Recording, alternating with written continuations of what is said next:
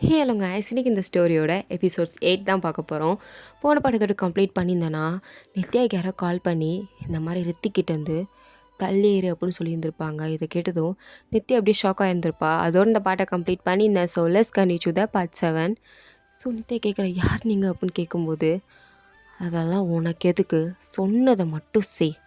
இதுக்கடுத்து ரித்திக் கூட நீ இருக்கக்கூடாது, ரித்திக்கை விட்டு தள்ளியே இரு, இல்லைனா நீயும் சாவ ரித்திக்கும் சாவான் அப்படின்னு சொல்லிட்டு அந்த பர்சன் பயங்கரமாக சிரிக்கிறாரு. பட் நித்யாவோட கை கால்லாம் அப்படியே உதறுது, அவளுக்கு அப்படியே பயம் வருது. பட் அந்த கால் தன்னால் கட் பண்ணி அந்த நம்பரும் அப்படியே அழிஞ்சு போயிடுச்சு. இதை பார்த்த நித்யாவுக்கு இன்னும் பயம் இருக்குது, யார் இது அப்படின்னு ஒரு மாதிரி பயத்தில் தான் இருக்கா. பட் இங்கே ரித்திகா ட்ரீட்மெண்ட்லாம் முடிச்சுட்டு வெளில வராரு ஹாஸ்பிட்டல்லேருந்து. அப்பா அர்ஜுன் வந்து, சார் நீங்கள் ஓகேவா? எனக்கு தெரிஞ்சு அவங்க திரும்பி வந்துட்டாங்கன்னு தான் நினைக்கிறேன். அது எனக்கும் தெரியும் அர்ஜுன். அவங்க இந்நேரம் நித்யாவுமே கண்டுபிடிச்சி அவளை ஒரு டார்கெட்டாகவும் ஃபிக்ஸ் பண்ணியிருப்பாங்க, அவளை காண்டாக்ட் பண்ணவும் ட்ரை பண்ணியிருந்திருப்பாங்க. என்ன சார் சொல்கிறீங்க? உங்களுக்கு எப்படி தெரியும்? இதெல்லாம் அவங்க திரும்பி வந்தால் கண்டிப்பாக நடக்குங்கிறது எனக்கு முன்னாடியே தெரியும் அர்ஜுன் அப்படின்னு சொல்லிட்டு ரித்திக் அங்கேருந்து போயிட்டாரு. So next day morning Nithya night ஃபுல்லாக இதை பற்றியே தான் யோசிச்சுட்டு இருந்திருப்பா. அவளுக்கு தூக்கம் கூட சரியாக வந்திருக்காது. அது மட்டும் இல்லாமல் அவளுக்கு ரொம்ப பயமாக இருக்குது. ஸோ பயத்தில் தான் இன்றைக்கி ஆஃபீஸ் வரும்போதெல்லாம் சுற்றி முற்றி பார்க்குறா, நேற்று மாதிரி அவனால் வந்து நம்ம தூக்கிட்டு போயிடுவானோ அப்படின்னு பயத்திலே தான் ஆஃபீஸ் வரா. ஸோ ஆஃபீஸ் ஃபுல்லையும் வந்தாச்சு. வந்ததுக்கப்புறமும் அவளுக்கு அதே தாட்டு தான், அதை பற்றி யோசிச்சுட்டு பயத்திலே தான் உட்காந்துருக்கா. ஸோ இப்போ தான் ரித்திக் ஆஃபீஸில் என்ட்ரு ஆகுறாரு. ஸோ உள்ளே எல்லோரும் விஷ் பண்ணிகிட்ருக்காங்க. எல்லாருக்கும் விஷ் பண்ணிவிட்டு உள்ளே வந்துட்டுருக்கும்போது நித்யாவை பார்க்குறாரு. அவர் ரித்திக் வர்றதை கூட கண்டுக்காமல் பயந்து போய் எதையோ பார்த்து யோசிச்சுட்ருக்கிறத ரித்திக் நோட் பண்ணுறாரு. நோட் பண்ணிட்டு நித்யா அப்படின்னு கூப்பிட்றாரு. நித்யாவும், சார் என் கேபினுக்கு வா அப்படின்னு ரித்திக் பின்னாடி அவரோட கேபினுக்கு போகிறா. அவர் கேபினுக்கு போனதுக்கப்புறம் ரித்திக் எதுவும் பேசாமல் ஒரு 5 செகண்ட்ஸ் அவரோட ஃபேஸையே நல்லா உத்து பார்த்துட்டு, நேற்று யாரும் உன்னை காண்டாக்ட் பண்ணாங்களா என்ன அப்படின்னு கரெக்டாக கேட்குறாரு. நித்யாவுக்கு அதை கேட்டதும் அவ்வளோ பெரிய ஷாக். உங்களுக்கு எப்படி தெரியும் அப்படின்னு டப்புன்னு கேட்டுட்டா. உடனே ரித்திக்கும் ஷாக் ஆகி, யார் அது, என்ன சொன்னாங்க அப்படின்னு ஆர்வமாக கேட்குறாரு. ஆனால் நித்யாவா, அதை பற்றி உங்களுக்கு என்ன, உங்கள் வேலையை மட்டும் பாருங்கள். நித்யா சொல்லு, யார்? உங்களுக்கு என்ன, யாராக இருந்தால் உங்களுக்கு என்ன ரித்திக், உங்கள் வேலையை மட்டும் பாருங்கள். அப்போ ரித்திக் எதுவும் பேசாமல் சைலண்ட்டாக இருக்கார். சைலண்ட்டாக இன்ச்சு வர வராரா இவளுக்கா, ஐயோ என்ன இன்ச்சில் வராரு அப்படின்னு பயமாக வேறு இருக்குது. ஸோ அமைதியாக நின்றுட்டுருக்கா. பட் ரித்திக் நித்யா கிட்ட க்ளோஸாக வந்து, இங்கே பார், சொல்லுன்னு சொன்னேன், உன்னை பற்றி அக்கறை இல்லாமலாம் இல்லை, இருக்குது, சொல்லு அப்படின்னு கேட்குறாரு. நித்யாவும் அக்கறை இருக்கா அப்படின்ற மாதிரி ஒரு பார்வை பார்க்குறா. பட் ரித்திக்கு இப்போ தான் ரியலைஸ் ஆகுது நம்ம என்ன பண்ணுறோம் அப்படின்னு. ஸோ அமைதியா, இல்லை நீ என்னோடய எம்ப்ளாயி, ஸோ என் எம்ப்ளாயீஸ்கிட்ட எனக்கு அக்கறை இருக்கும், அதான் சொல்ல வந்தேன் அப்படின்னு மறுபடியும் இந்த கோல்டான டோனில் சொல்கிறாரா. நித்யாவா, எக்ஸாக்ட்லி ரித்திக், உங்ககிட்டேருந்து நான் இதை எக்ஸ்பெக்ட் பண்ணேன் தான், ரொம்பவே எக்ஸ்பெக்ட் பண்ணேன். இப்படி தான் நீங்கள் சொல்வீங்கன்னு எனக்கு முன்னாடியே தெரியும், ஏன்னா எப்பயுமே இதானே சொல்வீங்க அப்படின்னு சொல்கிறா. ரித்திக் அதை கேட்டது எந்த ஒரு பதிலும் சொல்லாமல் அமைதியாக நின்றுட்டுருக்காரு. நித்யாவை அவரை பார்த்துட்டு, அவட்டெல்லாம் மனுஷன் பேசுவானா அப்படின்ற மாதிரி தான் சொல்லிட்டு அங்கேருந்து அவள் பாட்டுக்கு போய் அவள் பாட்டுக்கு வேலை பார்த்துட்ருக்கா. எதுவுமே ரித்திக்கிட்ட பேசலை. பட் அர்ஜுன் கேட்குறாரு, சார் ஏதாவது ப்ராப்ளமாக என்ன தெரியல, பட் நேற்று நித்யாவை யாரோ காண்டாக்ட் பண்ணியிருக்காங்க, ஸோ அதை பற்றின ஃபுல் டீட்டெயில்ஸ் எனக்கு வேணும் அப்படின்னு ரித்திக் வந்து சொல்கிறாரு. அர்ஜுனும் சரி சார் அப்படின்னு சொல்லிட்டு அதை பற்றின ஃபுல் டீட்டெயில்ஸ் இருக்க சர்ச் பண்ணுறாரு. அண்ட் நித்யாக்கிட்டேயுமே போய் டைரெக்டாக கேட்குறாரு. பட் நித்யா அர்ஜுன்கிட்டையுமே அதை பற்றி எதுவும் சொல்லாமல் அமைதியாக தான் இருக்கா. அவள் யார்கிட்டையுமே இதை பற்றி எதுவுமே சொல்ல சைலண்டாகவே தான் மெயின்டைன் பண்ணிகிட்ருக்கா. அர்ஜுனும் நிறைய வாட்டி வந்து கேட்டு பார்த்துட்டாரு. பட் நித்யா சொல்கிற மாதிரியே இல்லை. நித்யாவோட ஃபோனையுமே ஹேக் பண்ணி ட்ரை பண்ணி பார்த்துட்டாங்க. பட் யாருன்ற ஒரு ஐடியாவே கிடைக்கல. ஸோ அர்ஜுன் ரித்திக்கிட்ட போய், சார் நானும் ஃபோனெல்லாம் ஹேக் பண்ணி பார்த்துட்டேன். பட் எந்த ஒரு ரெக்கார்ட்ஸும் இல்ல. அக்கம் பக்கத்துல விசாரிச்சு பார்த்துட்டேன். அவங்களும் எதுவும் தெரியாதுன்னு தான் சொல்றாங்க. நித்யா கிட்டயும் போய் கேட்டு பார்த்துட்டேன். அவளும் சொல்ல மாட்டேங்கிறா. ஸோ ஃபைனலி எதுவுமே எனக்கு கிடைக்கல சார் அப்படின்னு சொன்னதும், ரித்திக் அவ்வளோ கோவம் வருது. அப்படியே டேபிள தூக்கி அவ்வுரு தள்ளு டம்முன்னு தள்ளுறாரு.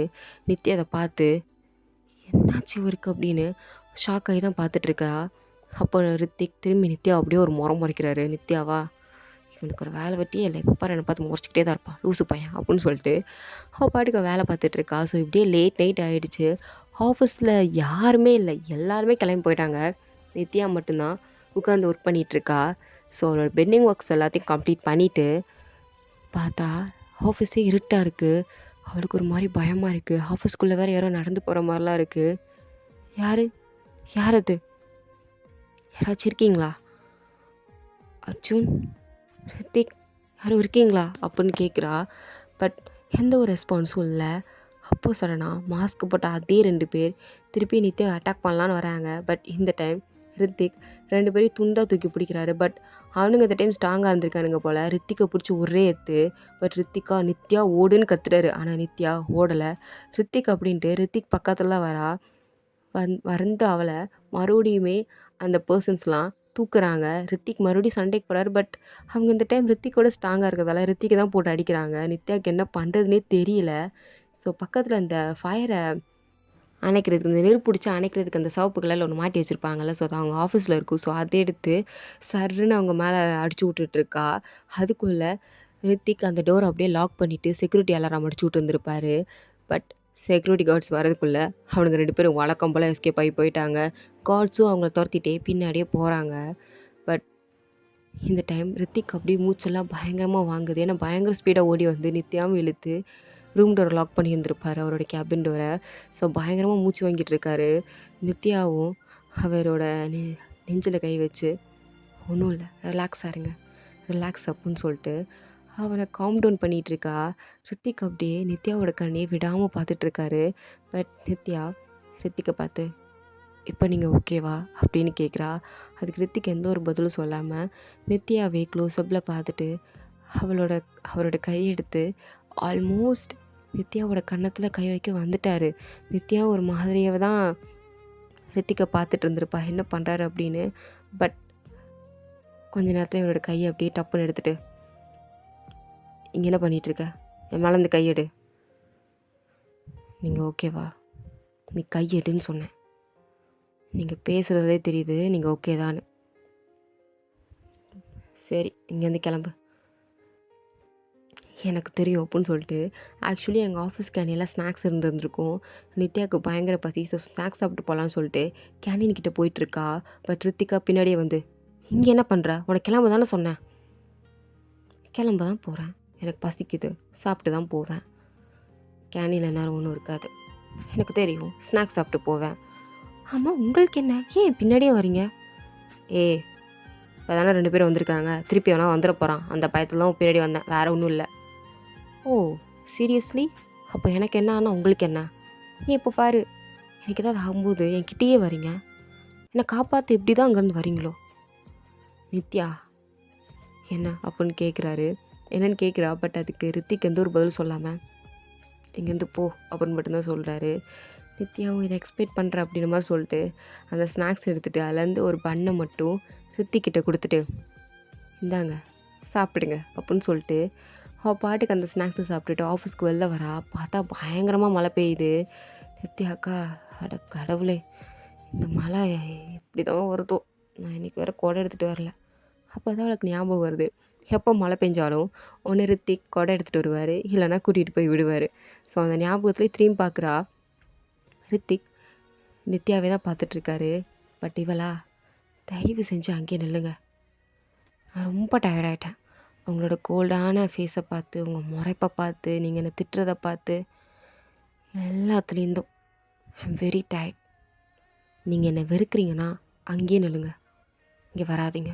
என்கிட்ட வராதீங்க" அப்புடின்னு சொல்கிறா. பட் ரித்திகா அவர் ஒரு மாதிரி பெயின்ஃபுல்லான ஐஸ் பயங்கர மனசில் ஒரு பயங்கர ஒரு வலியை வச்சுட்டு அப்படியே நித்யாவை பார்க்குறாரு.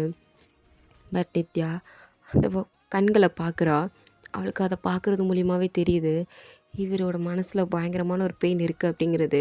பட் அதை பற்றி எதுவும் கேர் பண்ணிக்காம நம்ம கிளம்பலாம் அப்படின்னு கிளம்பலான்னு போகிறா. பட் அந்த செகண்ட் ரித்திக், உன்னை நான் ஹர்ட் பண்ணாதானே இங்கே நிற்கணும், நான் உன்னை என்றைக்குமே வெறுத்ததே இல்லையே, நீ தான் ஐ ஹேட் யூன்னு என்கிட்ட சொல்லுவேன், ஆனால் நான் உன்னை வெறுக்கவே இல்லை அப்படின்னு சொல்லிட்டு நித்யா கிட்ட நடந்து வராரு. இது எல்லாத்தையும் நித்யா கேட்டுட்டா, அவள் காதில் தெளிவாக கேட்குது.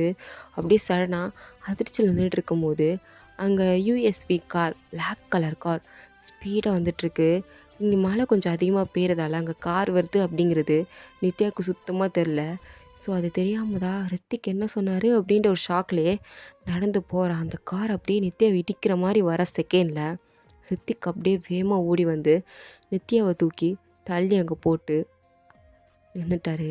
அந்த கார், அந்த பிளாக் கலர் கார் ரித்திக்கை இடித்து தூக்கிட்டு அங்கேருந்து ஸ்பீடாக போயிடுச்சு. ரித்திக் நடு ரோட்டில் ரத்த வெள்ளத்தில் அப்படியே கீழே விழுந்து இருக்காரு. அவருக்கு அப்படியே தலையெல்லாம் சுற்றுது, மயக்கம்லாம் வருது. அப்படியே கண்ணை மூட முடியாமல் விரித்து பார்த்துட்டு இருக்கும்போது இதை பார்த்த நித்யா பாய்ந்து போய் குடுகுடுன்னு வந்து, ரித்திக் ரித்திக் உங்களுக்கு என்ன ஆச்சு, ப்ளீஸ் ப்ளீஸ் ப்ளீஸ் என்னை விட்டு போயிடாதீங்க, எனக்கு நீங்கள் இப்படி இப்படி எதுவும் ஆகக்கூடாது, உங்களுக்கு எதுவும் ஆகக்கூடாது அப்படின்னு ரொம்ப பயப்படுறா. அவளுக்கு கையெல்லாம் நடுங்குது. அவளுக்கு ரித்திக் ஏதாவது ஆயிருமோ அப்படின்ற பயம் ரொம்ப அதிகமாக இருக்குது. பட் ரித்திக் அப்படியே ஸ்மைல் பண்ணிகிட்டே நித்யாவை பார்த்து, நீ சேஃபாக வீட்டுக்கு போயிரு, எனக்கு எதுவும் ஆகாது சரியா, நீ சேஃபாக போயிரு நித்யா அப்படின்னு சொல்கிறாரு. இதை கேட்டதும் நித்யா அப்படியே ஒரு மாதிரி பார்த்துட்டே நின்றுட்டுருக்கா. பட் ரித்திக் அப்படியே கண்ணை மூடுறாரு. இதோட இந்த பார்ட் வந்து கம்ப்ளீட் ஆகுது.